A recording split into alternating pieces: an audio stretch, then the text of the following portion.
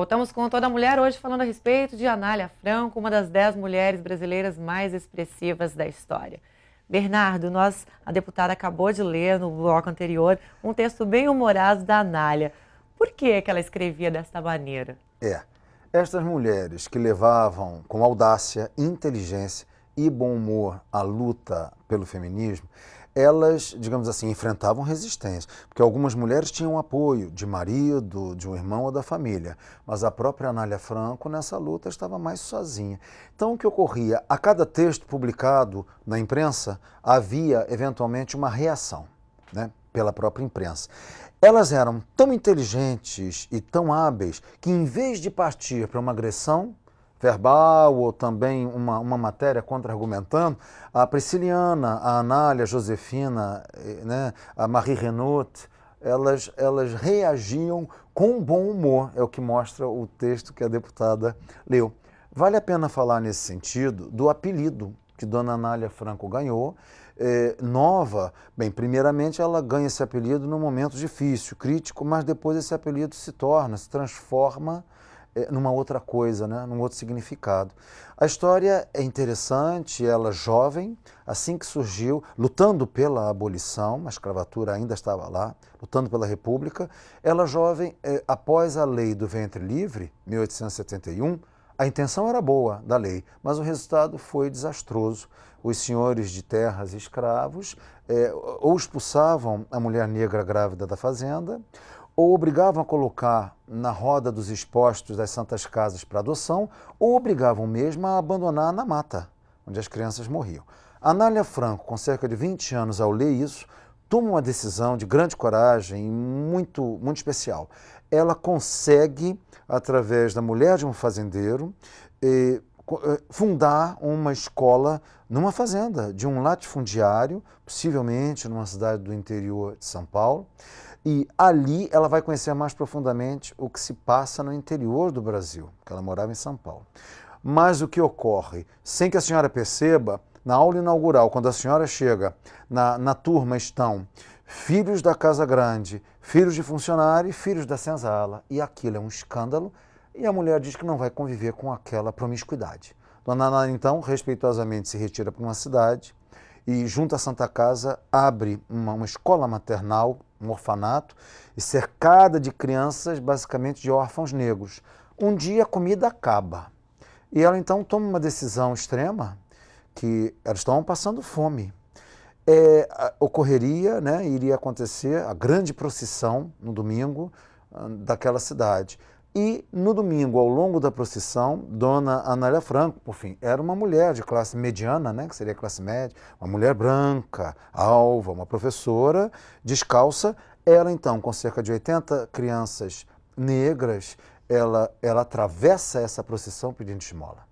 Aquele momento, possivelmente ela não tinha noção, foi um momento crucial na história dela e que, sem gritar, sem agredir, sem reivindicar, ela expõe o abandono das crianças e do povo brasileiro até certo ponto. E ali só se ouve um homem em voz grave, rancorosa, dizer perigosa. E esse se torna um apelido de Anália Franco, curiosamente perigosa. E realmente era, né? Realmente era perigosa para o poder.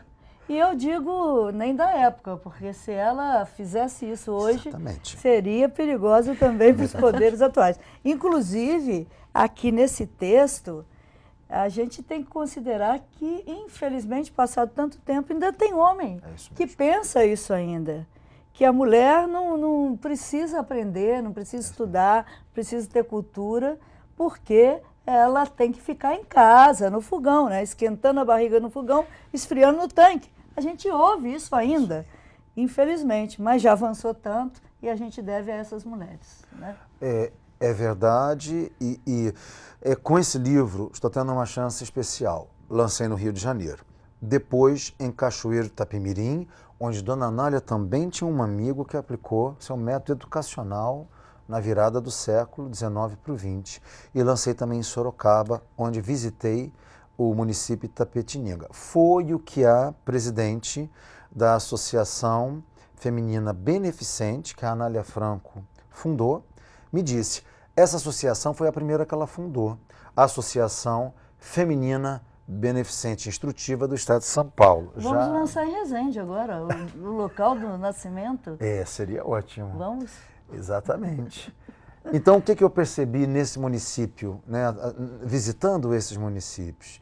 Percebi, como a deputada falou, pelo que vi e pelo relato da atual presidente dessa associação, que existe, está com 111 anos, veja que força de realização. Ela falou: Bernardo, nós temos ou queremos ter a impressão que o Brasil avançou muito, mas se eu te levar em determinados lugares do interior de São Paulo, não é de um sertão mais distante, você verá que essa mentalidade machista, massacrante, ela ainda está viva, exatamente o que a senhora disse agora. Isso é ruim, né? Muito ruim. É uma luta. Mostra que a gente tem que continuar a lutar, né?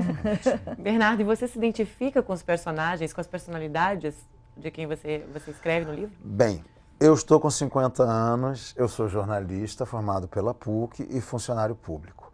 O que ocorre? O primeiro livro lancei com 45 anos de idade, é um livro de perfil muito específico, porque eu convivi com a doutora Anísio. Então, o livro é muito a palavra de Anísio da Silveira, que era uma palavra forte. Doutora Anísio, então, morreu há 10 anos, né? Cerca de 10 anos. Ela, uma mulher revolucionária, ela não só transformou o tratamento da esquizofrenia através da terapêutica ocupacional, da pintura, da modelagem, combatendo os métodos violentos. Ela também, à sua maneira, não participou formalmente de uma organização feminista, mas ela é símbolo de emancipação, né, da mulher. Ela foi a primeira alagoana a se formar em medicina no início do século. Então, tem o Dr. Anísio como mestra, então vai além da identificação. O livro é basicamente a palavra dela e o livro é composto de forma que ela pediu. Não, ela não queria início, meio e fim, ela não queria um livro de elogios, um livro formal. Ela queria um livro que fosse mais explosivo, mais emocional, mais forte. Conheci o Dr. Anísio nos seus últimos 12 anos de vida. Então, agora, já a Dona Anália, aconteceu de fato eu diria que uma adesão. Por uma série de motivos, lendo os textos muito atuais de Dona Anália Franco, né, escritos na virada século XIX para o XX, naqueles 40 anos, sobretudo, eu me identifiquei com o que eu também desejo para o Brasil. Isso foi uma grande surpresa e passei a admirar cada vez mais.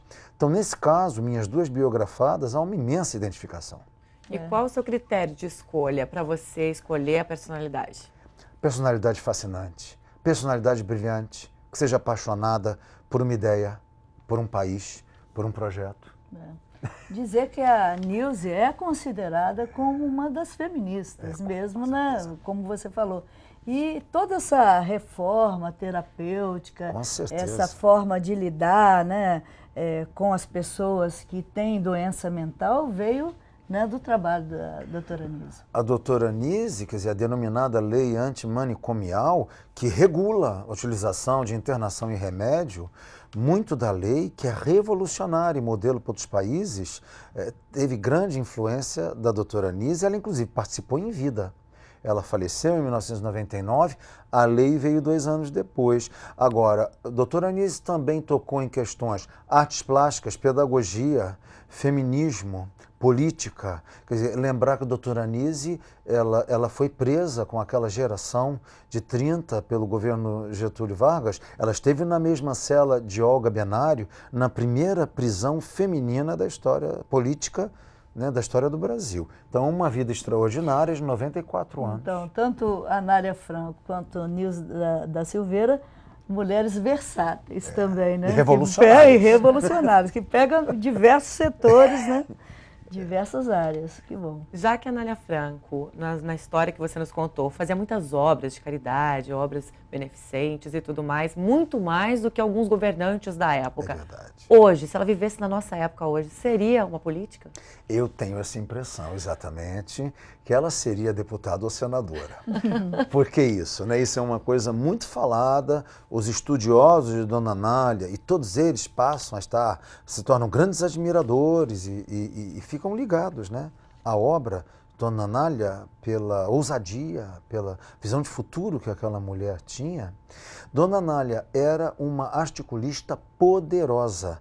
Ela, quando jovem, se não sofreu uma agressão séria física, foi porque ela teve a proteção de setores progressistas da sociedade, especialmente maçons. Isso é uma coisa muito curiosa, numa época em que mulher não tinha espaço na maçonaria, os maçons tinham especial admiração por ela. Então, eu acho que hoje em dia ela seria assim, ela seria administradora de organizações, né, socioeducacionais, ou seria deputada ou senadora. O pai era maçom? O pai não era maçom. O pai era um contador, que na época se chamava guarda-livros, a mãe professora. De fato, a formação de Anália se deu muito pela cabeça da mãe, né? Que a própria mãe, então, mais velha e já conseguindo estudar. Avançada, estudar e dando aulas em diferentes cidades. Então, era uma família especial. Só para a gente encerrar, que o nosso tempo é curto, já está de olho em alguma mulher brasileira para escrever o próximo livro? Olha, o próximo livro será um romance em homenagem ao Rio de Janeiro. Será, de fato, ficção, romance, que se dá no Rio de Janeiro e cidades. Mas se tiver força e energia, porque o trabalho no funcionalismo não é mole também, toma muita atenção, eu pretendo escrever sobre um homem brasileiro também ligado à questão de transformações, de luta, de conquistas. Ok, quero agradecer a participação. Suspense. Exatamente, a surpresa. Eu quero agradecer a participação de Eu vocês. que agradeço. Boa sorte, sucesso no próximo livro. Se você de casa gostou deste programa e quiser revê-lo, é só acessar o site www.tvalerj.tv. TV Alerj, o canal do povo fluminense. Obrigada pela sua companhia. Até o nosso próximo encontro.